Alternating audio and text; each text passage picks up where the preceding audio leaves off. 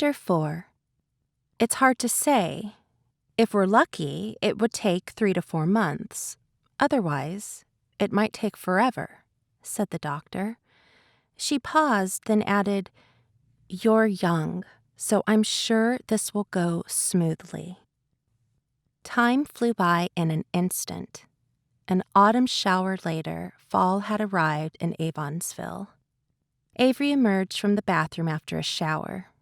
She sat by the bed, took out the new face cream she had bought that day, and massaged it onto her skin. "Hey, Elliot, do you want me to put some of this on you? The weather has been dry lately," Avery said as she walked over to Elliot's side.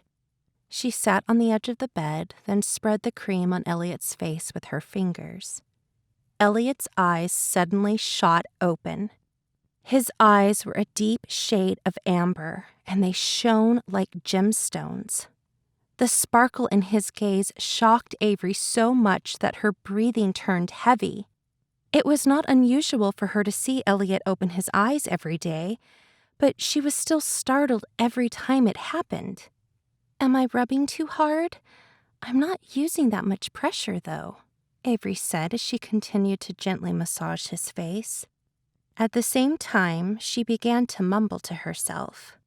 "I read online that the reason you've never had a girlfriend before must be because of your body. But I don't think you're that bad. You have strong arms and these muscular legs." Once she was done putting the cream on him, she tapped her hands on Elliot's arms and legs. Her touch was light and was not enough to get a reaction out of anyone. However, Elliot's reaction made her eyes instantly widen.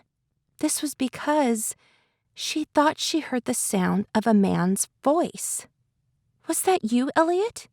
Did you say something just now?" Avery exclaimed as she sprung off the bed. Her almond-shaped eyes fixed themselves on him in an intense stare. Elliot stared back at her. There was something different about his gaze. When he used to open his eyes before, they were lifeless and empty. This time, the eyes staring at Avery had emotion in them, even if those emotions bore a hint of anger, hatred, and suspicion.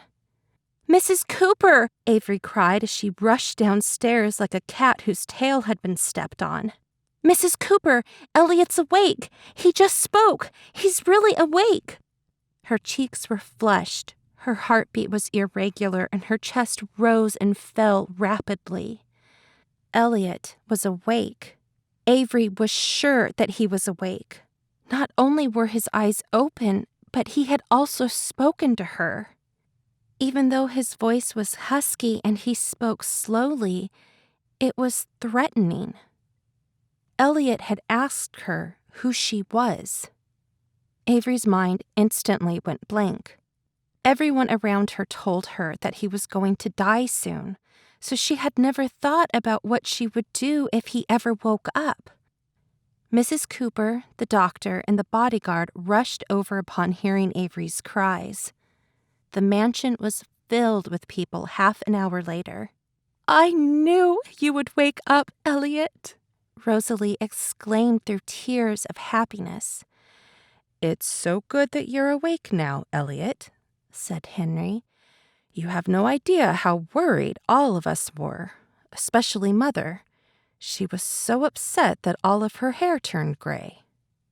After the doctor was done checking on Elliot's condition, he turned to Rosalie and said, "This truly is a miracle.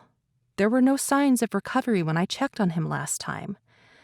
Now that Mr. Foster can speak, we just have to follow up with rehabilitation treatment, and he will be back to normal in no time." The good news came so suddenly that Rosalie could not bear it. Her legs buckled and she fainted from shock. Henry caught his mother and carried her out of the room. The doctor, Mrs. Cooper, and the bodyguard remained in the room while Avery stood at the door in stunned silence. She was too afraid to enter. The chilling aura that Elliot exuded upon regaining consciousness was terrifying.